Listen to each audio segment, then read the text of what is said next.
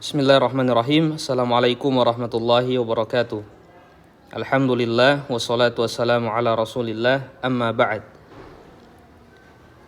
Baik, kita lanjutkan materi bahasa Arab untuk kelas 11. Pada pertemuan yang lalu kita sudah membahas tentang mubtada dan khobar.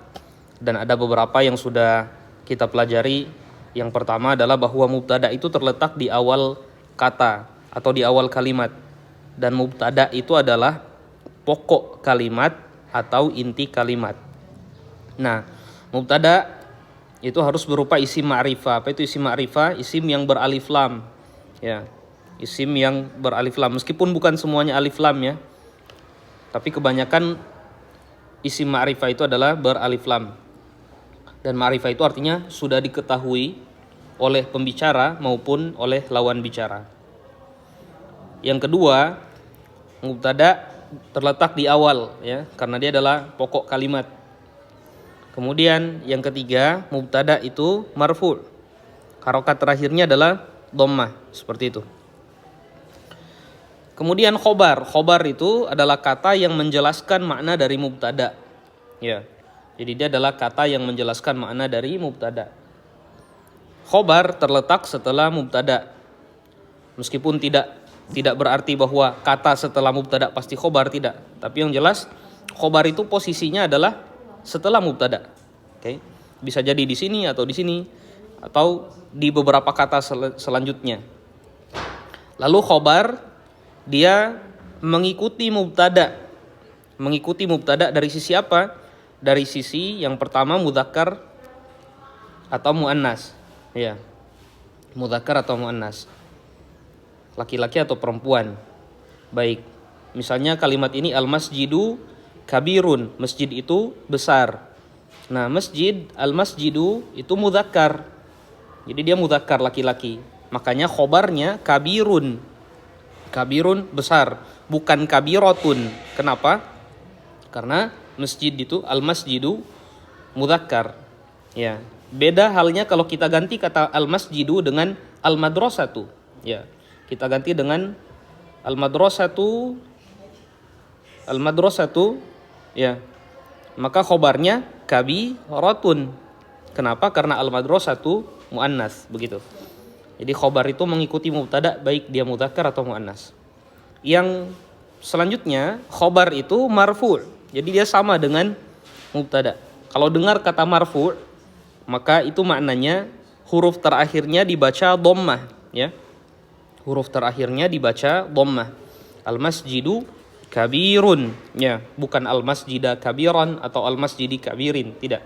Tapi al-masjidu kabirun. Baik. Nah, sekarang coba lihat kalimat selanjutnya. Di kalimat yang kedua, kanal masjidu kabiran. Jadi yang tadinya al-masjidu kabirun kemudian dimasuki oleh kata ini kana. Jadi didahului oleh kata kana. Baik. Nah, apa yang terjadi ketika masuk kata kana di sini? Maka harokat terakhir di khobar dia berubah menjadi fathah, mansub, ya. Kabiron yang tadinya kabirun dia berubah menjadi kabiron. Kenapa? Karena ada kana. Baik, ada kana. Oke, jadi al-masjidu kabirun ketika diawali oleh kana maka berubah menjadi kanal masjidu kabiron. Oke, berarti apa yang terjadi di sini? Khobarnya, ya, khobarnya yang tadinya marfu itu harokatnya dhammah, ya. Dia berubah menjadi mansub atau harokatnya fathah. Baik. Coba kita perjelas lagi. Jadi ini istilahnya dalam bahasa Arab marfu'.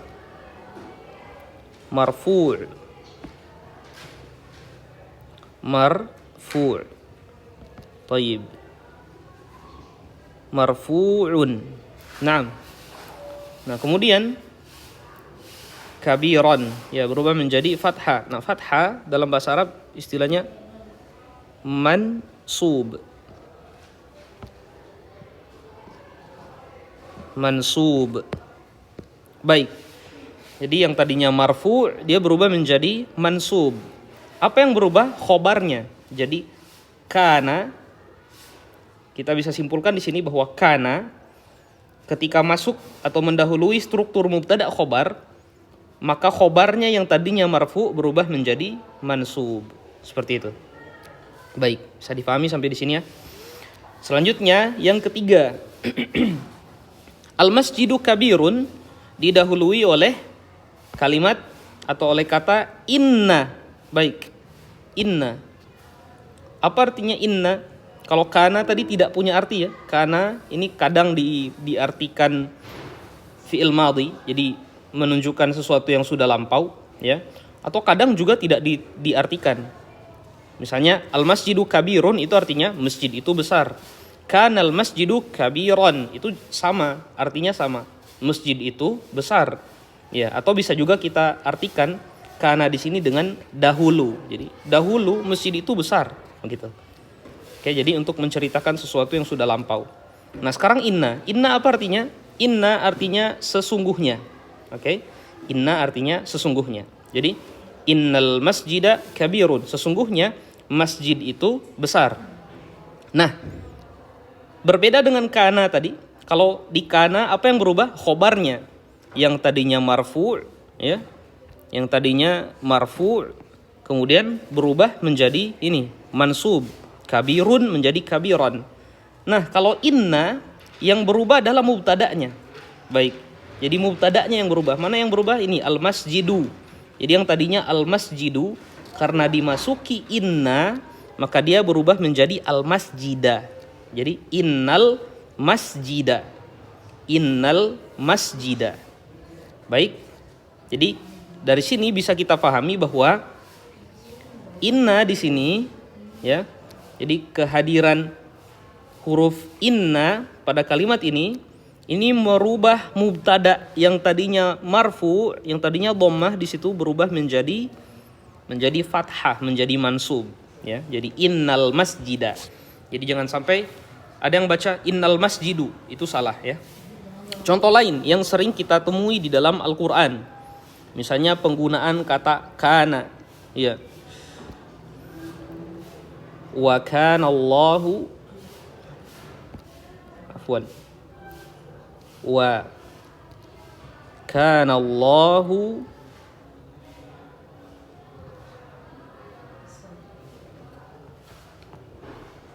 wa kana Allahu ghafuran.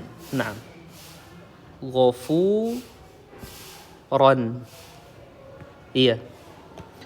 Wa kana Allahu ghafuran, dan Allah itu ghafur, Maha Pengampun. Baik.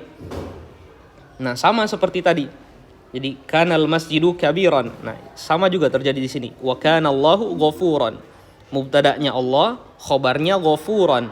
Ya, tapi khobarnya karena sudah dimasuki kana, makanya khobarnya berubah menjadi ran, bukan lagi run ya.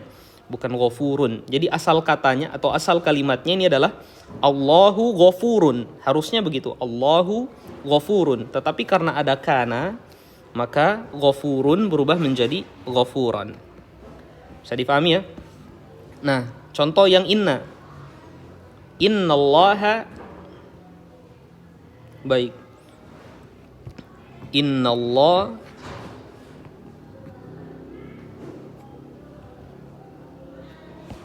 Innallaha alimun.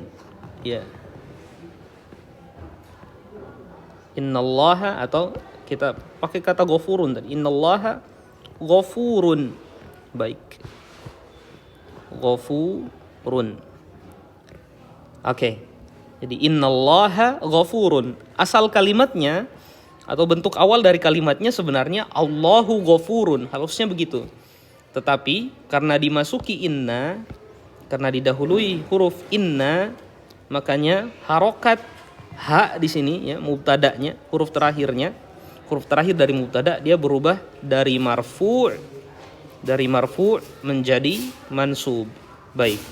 Jadi itu perbedaan penggunaan kana dan inna.